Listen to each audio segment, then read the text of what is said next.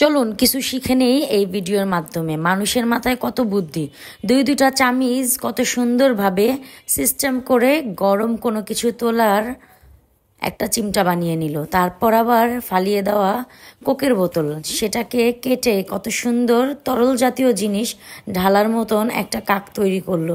তারপরে আরেকটা জিনিসও দেখেন কত সুন্দরভাবে এই বোতলটার আংটা কেটে তারপর এটাকে মাজুনি দিয়ে সুন্দরভাবে বানিয়ে ফেল। তারপরে এখানে কি করতেছে, একটা কাঠির মতন মানে লাঠির মতন এইটাকে হ্যাঙ্গারের মতন বানিয়ে হ্যাঙ্গারের মতন এটাকে ব্যবহার করতেছে।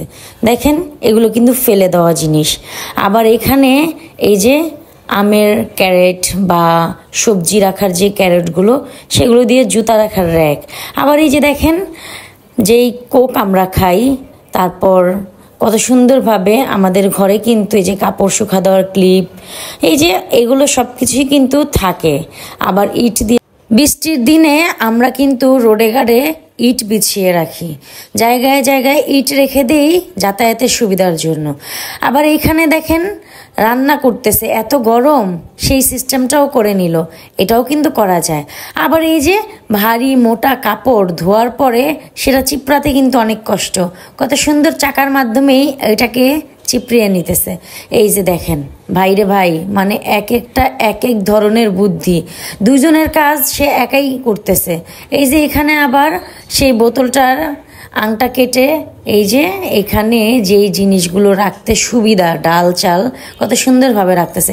আর এখানে দেখেন না, আমরা যেটা দিয়ে ইঁদুর মারি, হ্যাঁ এটাকে কি বলে, ইঁদুর মারার কল বা যেটাই হোক, এইটার মধ্যে খাবার দিয়ে মাছ ধরে ফেললো। কত সুন্দর দেখেন সিস্টেমগুলো, মানে মানুষের মাথায় কত বুদ্ধি, ভাবা যায় মানে এক একটা বুদ্ধির কারল। দেখেন কত সুন্দর করে আবার এই যে বড় মাছ ধরলো। এই যে দেখেন ফেলে যাওয়া জুতা, সেই জুতার মধ্যে কত সুন্দর গাছ লাগায় ফেললো। অবশ্য আমি খুব গাছপ্রেমিক, কিন্তু তারপর আমি এখন এগুলো করি নাই। এই যে দেখেন মাথা ধুইতাছে কিভাবে, বাবারে বাবা, মানে এক একটা দেখার মতন। এই যে ফালিয়ে দেওয়া রঙের ডিব্বাটাকে দিয়ে সে বসার একটা টুল বানিয়ে ফেললো। আর এই যে এই জায়গায় ভাইজান আর ভাবিরা টানতাছে আর ভাবি গাছ লাগাইতাছে, ভাইয়া শুধু গর্ত করে দিতেছে। আর দেখেন গাছের নিচে কিন্তু আমরা যেই সারগুলো দিয়ে থাকি সেগুলো কিন্তু খুব সাবধানভাবে দিতে হয়। আর এই যে দেখেন বাবারে বাবা, যখন বউ বাপের বাড়িতে থাকে তখন মাছ ভাজতে গেলে কিভাবে মাছ ভাজতে হয় যেন তেল শরীরে ছিটা না আসে। আর এই যে দেখেন চাল রাখার জন্য একটা কন্টেনার বানায় নিছে, কত সুন্দর।